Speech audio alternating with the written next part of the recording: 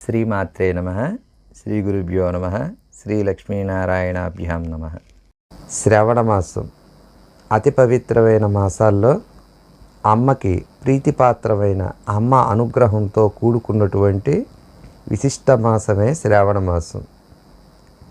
మనందరికీ తొలేకాదశి అయిన తర్వాత అయ్యవారి అనుగ్రహానికి పాత్రులం కావడానికి అమ్మ అనుగ్రహం కోసం తాపత్రయపడే భక్తజనులందరికీ స్వల్ప మాత్రం చేతనే నిరాడంబరమైన పూజకి సంతుష్టాంతరంగుతురాలవుతుందట శ్రీమన్ మహాలక్ష్మి. ఆ వ్రత విధానాన్ని కూడా అమ్మే స్వయంగా ఈ శ్రావణ మాసంలో చారుమతి అనే ఒక పతివ్రతకు విశదంగా వివరణ చేసి ఉన్నారు. అదేంటో తెలుసుకుందామా? వరలక్ష్మి ఈ శ్రావణ మాసంలో ఇద్దరి దేవతల్ని ప్రధానంగా ఆరాధిస్తూ ఉంటాం. ఏమిటి అంటే మంగళవారాలు, శ్రావణ మంగళవారాల్లో మంగళగౌరిని, పార్వతీ స్వరూపాన్ని, అలాగే శ్రావణ శుక్రవారాల్లో శ్రీమన్ మహాలక్ష్మిని సేవిస్తూ ఉంటాం. మహాలక్ష్మి పూజ అనేది మనం సాధారణంగా ఇళ్లల్లో దేవతారాధనలో మామూలుగా అట్టహాసంగా చేసుకుంటూ ఉంటాం. ఎలాగా? దీపావళి అమావాస్యను, లేకపోతే చిలుక ఏకాదశి రోజు లక్ష్మీనారాయణ కళ్యాణమనో, మాఘమాసమనో, ధనుర్మాసమనో, అయితే శరత్కాలంలో వచ్చే శరన్నవరాత్రుల్లో నవరాత్రులుగానో చేస్తుంటాం. దానికి నియమాలు, నిబంధనలు, పట్టింపులు ఉంటాయి. కానీ పట్టింపులు ఏవీ లేకుండా, స్త్రీ పురుష వయో భేదం లేకుండా అన్ని వర్ణాల వారు, అన్ని వర్ణాల ఆడవాళ్ళు, సువాసినులు, పూర్వ సువాసినులు కూడా ఆచరించేటటువంటి ఒకే ఒక నిరాడంబరమైన అతి స్వల్పమైన పూజకే అతి శీఘ్రంగా, అంటే చాలా తొందరగా వరాల్ని అనుగ్రహిస్తుంది వరమహాలక్ష్మి. ఆ వరమహాలక్ష్మి వ్రతం చారుమతీదేవికి లక్ష్మీదేవి చెప్పిన విధానం. ఎవరైతే ఈ వ్రతం చేస్తారో వారు ముందుగా ఇంటిని, ఇంటి పరిసరాల్ని శుభ్రంగా ఉంచుకోవాలట. అంటే బూజు దుమ్ము లేకుండా. ఈ వరలక్ష్మి వ్రతానికి ముందు ప్రధాన ద్వారాన్ని, వెనక పెరటి ద్వారాన్ని శుభ్రంగా ఉంచుకోవాలి, గడపల్ని కూడా. అంతేకాదు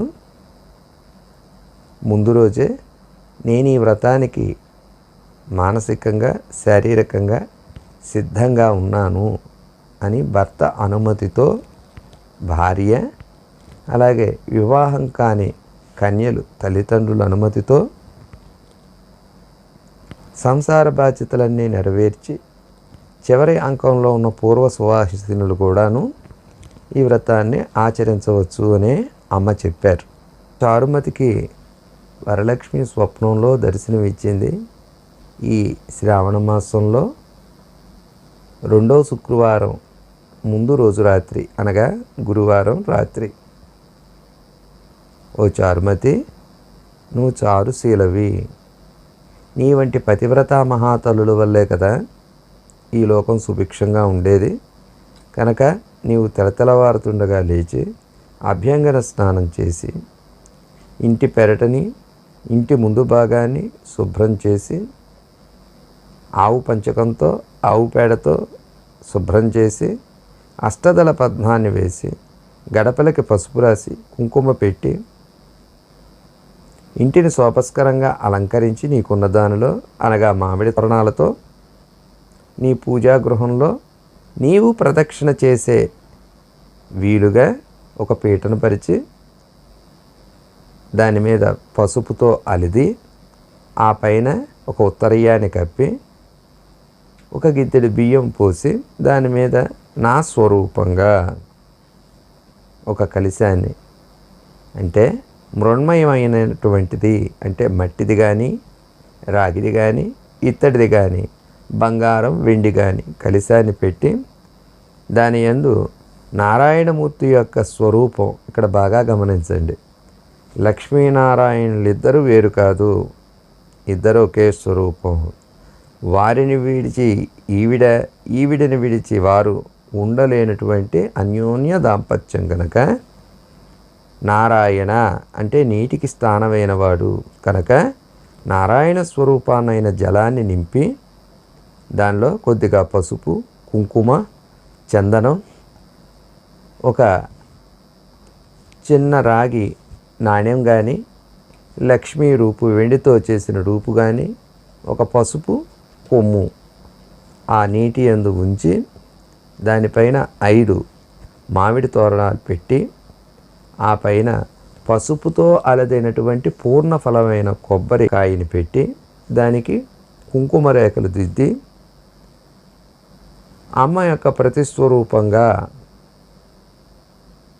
అమ్మ యొక్క చిత్తరువు లక్ష్మీదేవిని పెట్టి లేదా చిన్న ప్రతిమను పెట్టి దాన్ని పంచామృతాలతో శుద్ధి చేసి అమ్మకి ప్రీతిపాత్రమైన అష్టోత్తర శతనామావళి, ఇవేవి రావండి మాకు అనుకున్నవాడు శ్రీమన్ మహాలక్ష్మీ నమః, లేదు ఇవన్నీ రావు, శ్రీమాత్రే నమః, శ్రీదేవ్యే నమః అన్నా చాలట అమ్మ సంతుష్టత పొందుతారు. అమ్మకి ప్రధానమైనటువంటిది నైవేద్యాలు 9 రకాలు.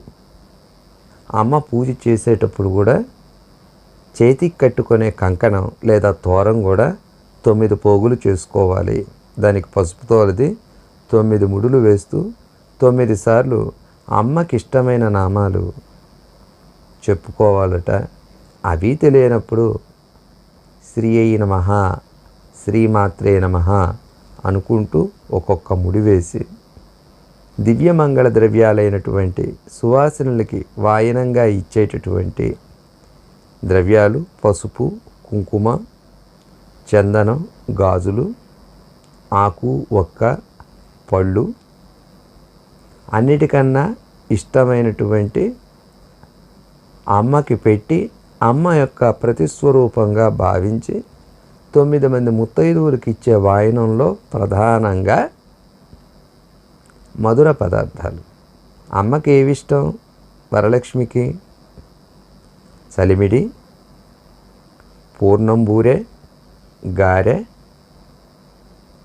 చక్ర పొంగలి, పులిహోర, దది అన్నం, కేసరి, శనగలు, కొబ్బరి అన్నం.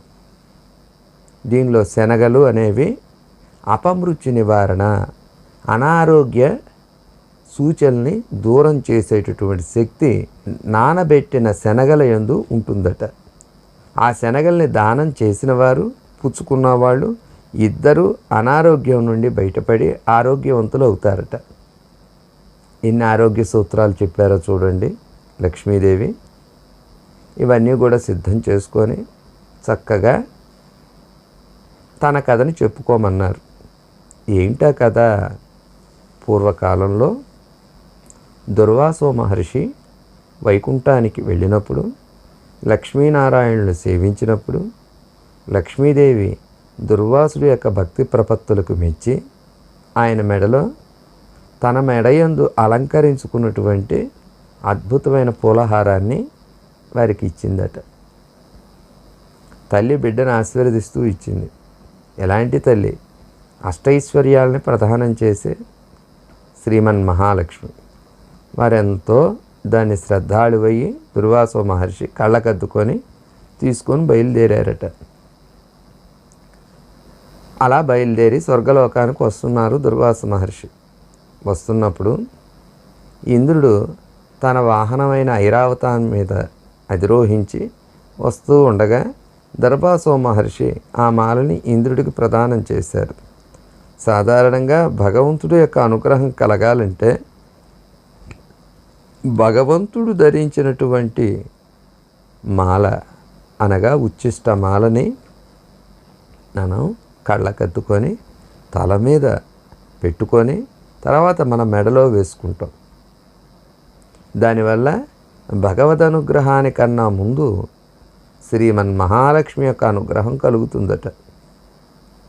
కానీ ఇంద్రుడు ధన మద పదవీ అహంకారంతో ఉండడం మూలాన ఇచ్చిన మాలను వెంటనే తన వాహనమైనటువంటి ఐరావతానికి వేశాడట. పాపం ఐరావతానికి ఏం తెలుసు కనుక అది ఎత్తి తొండంతో ఓ పక్కకి వేసింది. ఈ దృశ్యాన్నంతా దుర్వాసో మహర్షి చూశారు. నీకు ఇంత అహంకరించి ఆ జగన్మాత ఇచ్చిన మాలనే నువ్వు తృణీకరించావు గనక నీ సిరి సంపదలు, నీ పదవి మొత్తం కూడా భ్రష్టత్వం పొందుగాక అని చెప్పించారట. ఇంకేముంది, దేవదానవుల యుద్ధంలో ఇంద్రుడు తన పదవిని, తన అష్టైశ్వర్యాలను కోల్పోయి సముద్ర గర్భంలో ఆకున్నాయట. మరి అలాంటి అతను కూడాను ఈ వరలక్ష్మి వ్రతాన్ని చేయడం మూలాన మళ్ళీ తిరిగి సంపదల్ని కార్తీక శుద్ధ ఏకాదశి రోజు పొందాడట. అందుకనే ఆ రోజున క్షీరసాగరం నుంచి దేవదానవులు సముద్ర మదనం చేసినప్పుడు దానిలో నుంచి ఉద్భవించినటువంటి అనేక రకాల అయినటువంటి దేవతా సాధనాలతో పాటుగా ధన్వంతరి అమృత భాండాన్ని తీసుకొచ్చే ముందుగా క్షీరసాగర కన్యకగా శ్రీ మహాలక్ష్మి ఉద్భవించారు. అలా ఉద్భవించిన లక్ష్మీదేవిని పరిణయమాడి మనలందరినీ ధన్యులు చేశారు నారాయణమూర్తి. అందుకనే ఆ రోజున తులసీ దామోదర కళ్యాణం, లక్ష్మీనారాయణ కళ్యాణం చేసుకుంటూ ఉంటాం. అటువంటి ఈ అద్భుతమైనటువంటి ఈ కథను చెప్పుకొని ఈ నైవేద్యాలు మనం ముందు ఉదాహరించిన ఈ 9 రకాల నైవేద్యాలని ఎవరి శక్తి అనుసారంగా 5 రకాల ఫలాల్ని అమ్మకు నివేదించి 5 రకాల పుష్పాలను అమ్మకి సమర్పించి అలంకరించి అష్టోత్తర శతనామాలతో ఈ తోరాలను కూడా పూజించి చక్కగా అమ్మకి చీర, రవిక, మంగళ ద్రవ్యాలను సమర్పణ చేసి తాంబూలం కింద దివ్యమంగళ హారతి ఇచ్చి మన ఇంటికి అతిథులుగా వాయనాన్ని తీసుకోవడానికి వచ్చినటువంటి 9 మంది ముత్తైదువుల్ని నవదుర్గలుగా, సప్తమాతృకులుగా, అష్టలక్ష్ములుగా భావించి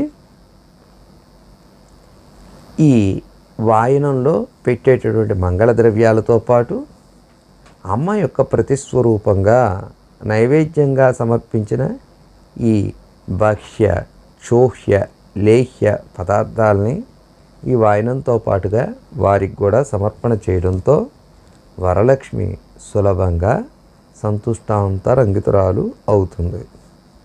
ప్రధానంగా ఈ వరలక్ష్మి వ్రతం అనేది ఎటువంటి నియమాలకి సంబంధం లేనిది. ఏదో నియమం ఉండాలి, ఏదో సాంప్రదాయం పాటించాలి అనే అవసరం లేకుండా ఒక శ్లోకం చెప్పుకుంటారు. అది అందరికీ తెలిసిందే.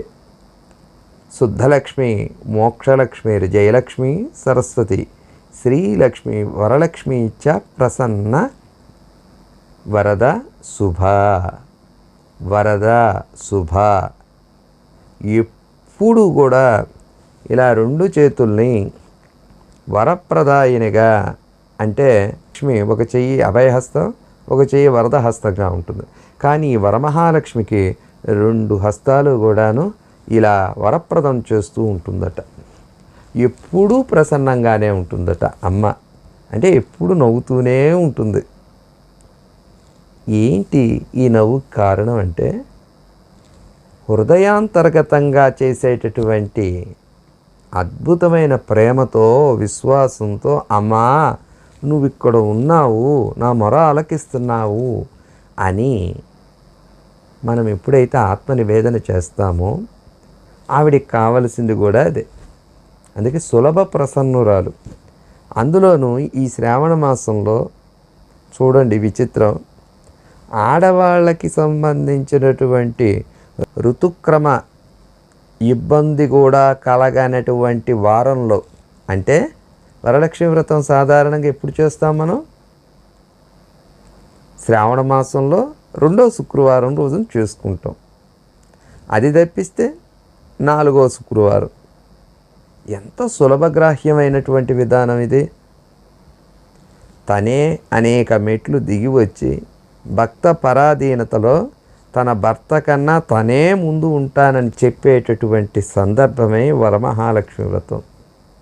ఎవరెవరి శక్తి కొలది వారు సేవించిన ఆ తల్లి చాలా శీఘ్రంగా సంతుష్టాంతరంగితురాలవుతుంది. అటువంటి మహాలక్ష్మి ఈ వరమహాలక్ష్మి. ఈ వరమహాలక్ష్మి మన పూర్వీకుల కాలంలో వారి గృహాల్లో చక్కగా చిత్తరువులు ఉండేవి. కానీ ఈ మధ్య వచ్చిన అనేక అపోహల వల్ల నించున్న లక్ష్మి ఇంట్లో ఉండకూడదని ఎవరో చేసినటువంటి ప్రచారాలకి అటువంటి అద్భుతమైనటువంటి వరమహాలక్ష్మి చిత్తరువులను కూడా దేవాలయాల్లోనో మరి చెట్ల కిందో పుట్ల కిందో పెట్టేయడం జరుగుతూ ఉండేది. కానీ ఇప్పటికీ తిరుమలలో మనం సమర్పించే కానుకలకి అభిముఖంగా ఈ వరమహాలక్ష్మి నించున్న భంగిమలో 2 చేతుల్ని ఇలా వరప్రదం చేస్తూ ఉంటుంది. ఉదాహరణకి ఎంత పిసనారి వాడైనా ఆ వరమహాలక్ష్మి స్థానం దగ్గరికి వెళ్ళేటప్పటికీ తన జేబులో నుంచి ఒక 10 రూపాయలైనా తీసి ఆ పరకామణిలో వేస్తారట. వాడు ఇష్టం వేస్తున్నాడో అయిష్టతతో వేస్తున్నాడో ఆ తల్లి గమనించదు. వేశాడా లేదా, పరమాత్ముడికి తన ఆత్మ నివేదన చేశాడా లేదా అనే ఒక్క ఆలోచన చేస్తుందట. ఆ 10 రూపాయలకి వడ్డీతో సహా వేసి 100 రూపాయలు ఇస్తుందట. చూశారు, అమ్మ కరుణ అంత అద్భుతమైనది. అటువంటి వరమహాలక్ష్మి శ్రీవారి దేవస్థానంలోనే నించున్న భంగిమలో 2 చేతులను వరప్రదం చేస్తూ ఉంటుంది. ఇది వరమహాలక్ష్మి సమగ్ర స్వరూపం. ఈమె పూజలో కూడాను ఎక్కువ శ్రమ కూడా పడకుండా ఉండేటటువంటి పదార్థాలనే ఆమె కోరుకుంటుంది. సాధారణంగా అన్నంతో కూడుకున్న నైవేద్యాలు అమ్మకి చాలా ఇష్టం. ఏంటవి? చక్కెర పొంగలి, పులిహార, దద్దోజనం అంటే పెరుగుతో చేసినటువంటి అన్నం, చలిమిడి, ఇది కూడా బియ్యపిండితోనే చేసింది కదా. అలాగే పూర్ణం బూరె. ఈ పూర్ణం బూరె గారె ఎందుకు పెట్టాలి అని అంటే వ్రతం సంపూర్ణమైనది. మధుర పదార్థాన్ని నోటి యందు మనం గ్రహించడం వల్ల ఎంత మధురానుభూతిని పొందుతామో, ఈ వ్రతం సంపూర్ణమయ్యి ఈ పూర్ణం బూరె అమ్మకి నైవేద్యం పెట్టి స్వీకరించడం వల్ల కూడా మన వ్రతానికి అమ్మ తగిన ఫలితాన్ని ఇస్తుంది అనడానికి పూర్ణం బూరె. ఒక్కొక్క పదార్థం ఒక్కొక్క రకమైన మన మనోభీష్టాన్ని నెరవేర్చడానికి ఈ పదార్థాలను అమ్మ స్వీకరిస్తుంది. చూడండి, అమ్మ మన కోసం పదార్థాలను స్వీకరిస్తుంది, మన అభ్యున్నతి కోసం పదార్థాలను స్వీకరిస్తుంది. అటువంటి సులభగ్రాహ్యమైనటువంటి ఈ వరలక్ష్మి వ్రతం సమాప్తి చేసుకునేటప్పుడు భక్తురాళ్ళ అందరూ కూడా తెలుసుకోవాల్సిన ఒక విషయం ఉంది, ముఖ్య గమనిక. అమ్మ దగ్గర పెట్టినటువంటి చీర, రవిక, పండు, తాంబూలం మీ ఇంటికి ఆ సాయంత్రం అంటే వరలక్ష్మి వ్రతం చేసినటువంటి సాయంత్రం లక్ష్మీ పొద్దువేళ ఎవరైనా ముత్తైదువు మీ ఇంటికి వస్తే ఆమెను లక్ష్మీ స్వరూపంగా భావించి ఆమె పాదాలు కడిగి పాదాలకి పసుపు రాసి ఆవిడ కంఠానికి గంధం అలిది ఆమె నుదురు భాగాన కుంకుమను ధరింపజేసి సెగయందు పూలను ధరింపజేసి అమ్మ దగ్గర పెట్టినటువంటి చీర, రవికని తాంబూలంతో సహా లక్ష్మీదేవే మన ఇంటికి వచ్చారు ఆ రూపంగా అని భావించి ఎవరైతే సంభావిస్తారో ఆ ఇంట లక్ష్మి తరతరాలు నెలకొని ఉంటుందట. అలాగే అమ్మకి పెట్టే కలశంలో అందరూ గుర్తుంచుకోవలసిన విషయం, తీర్థంతో పాటుగా కుంకుమ, అక్షతలు, పసుపు, చందనం, పచ్చకర్పూరం, యాలుకలు, ఈ 5 మంగళ ద్రవ్యాలు తప్పనిసరిగా వెయ్యాలి. మరి ఈ వ్రతం చేసినప్పుడు నియమం ఏముండాలి? సాధారణంగా ఏదైనా వ్రతం చేసేటప్పుడు ఉపవాసం ఉండాలి అని చెప్తారు. కానీ అమ్మ పూజ అంటే వరలక్ష్మి వ్రతం చేసేంతవరకే ఉపవాసం ఉండడం. అంటే వాయనం తీసుకున్న ఆడవాళ్ళు వెళ్ళిన మరుక్షణం భర్తకి ప్రసాదం పెట్టి తను కూర్చొని ఏవైతే పదార్థాలు అమ్మకి నివేదన చేసిందో వాటిని ఆవిడ వ్రతం చేసినటువంటి స్త్రీ స్వీకరిస్తే వ్రతం సంపూర్ణమైనట్లు. అలాగే సాయంత్రం మరి ఆహారం స్వీకరించవచ్చా అనంటే అల్పాహారం స్వీకరించవచ్చు. దయచేసి ఈ వ్రతం చేసిన వాళ్ళు సాయంత్రం నిద్రా సమయం వచ్చినప్పుడు తల్పం మీద నిద్రపోకూడదు. అంటే మంచం మీద నిద్రపోకూడదు. నేల మీద చాపపరుచుకొని నిద్రించాలి. మరి ఈ తోరాల విషయం వరలక్ష్మి వ్రతంలో 9 పోగులు చేసి 9 ముడులు వేసిన తోరాలని వచ్చినటువంటి ముత్తైదువులకి మంగళహారతి అనంతరం క్షమాప్రార్థన అనంతరం వాయన ప్రదానం చేసే ముందుగా ఈ తోరాన్ని వాళ్ళ కుడి చేతికి కట్టి ఇస్తినమ్మ వాయనం పుచ్చుకుంటినమ్మ వాయనం అని వాయన ప్రదానం చేయాలి. ఈ కట్టిన తోరాల్ని ఎన్ని రోజులకి విసర్జించాలి అన్న మీమాంస కూడా మనందరికీ కలుగుతుంది. ఈ వ్రతం అయిన 3వ రోజున కానీ లేదా 15 రోజులైన పిమ్మట ఆ తోరాన్ని పచ్చని మొక్క మీద కానీ పారే సెలయేరులో కానీ నిమజ్జనం చేయవచ్చును. సులభగ్రాహ్యమైనటువంటి ఈ వరలక్ష్మి వ్రతం వల్ల అనేక శుభాలు మన ఇంట కలిగి మన తరాల్ని తరింపచేసేటటువంటి అద్భుతమైనటువంటి వరప్రదాయినైనటువంటి ఈ వరలక్ష్మి వ్రతం మనల్ని అందరినీ కూడాను ఉద్ధరిస్తుంది. తద్వారా అమ్మ అనుగ్రహం ఎప్పుడైతే కలుగుతుందో నారాయణమూర్తి కూడా వెంటనే మనల్ని అనుగ్రహించి జీవన్ముక్తులను చేస్తారట. అంతేకాకుండా లోకంలో ఉన్నటువంటి అనేక వ్రతాలు పూజలు పునస్కారాల్లో ఉన్నటువంటి అధికమైన ఆడంబరాలు ఏవీకుండా సులభగ్రాహ్యంగా నిరాడంబరంగా జరిగేటటువంటి వ్రతమే ఈ వరలక్ష్మి వ్రతం. ఇటువంటి వ్రతాన్ని మనం అందరం కూడా నిండు మనస్కులమై అమ్మ యందు స్థిరమైన బుద్ధిని మనస్సుని నిలుపుకొని చేయడం ద్వారా ఆ యొక్క శ్రీమన్ వరమహాలక్ష్మి యొక్క అనుగ్రహాన్ని పొందగలమని భావిస్తూ ఏతత్ శ్రీ ఉమామహేశ్వర పాదార విందార్పణమస్తు.